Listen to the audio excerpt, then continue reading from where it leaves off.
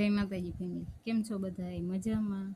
એક સરસ મજાનું વાક્ય સામે આવ્યું છે કે આ કળિયુગમાં એવો મનુષ્ય ન થઈ શકે, ન જ થઈ શકે કે પાપ કરતાં ડરતો હોય, પાપ થયા પછી રડતો હોય અને પ્રભુ પાસે ભૂલની ક્ષમા માગતો હોય. તો એવું મને જ નથી લાગતું કે આ સમયમાં કોઈ ભૂલની ક્ષમા માગવા જાય છે પ્રભુ પાસે. દારિયા લઈને ખાઈ લ્યો, દારિયા લઈને, બાકી કોઈ પ્રભુ પાસે ભૂલની ક્ષમા માગવા ન જાય આ યુગ પ્રમાણે. કેમ કે આ કડકડતો કળિયુગ આવ્યો છે.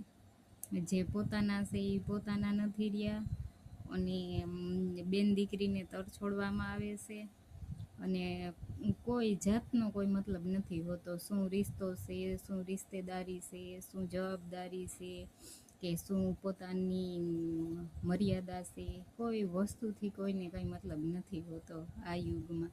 તો પાપની ક્ષમા માગવા પ્રભુ પાસે શું જાય? સાચું જ કહેજો તમે બધે.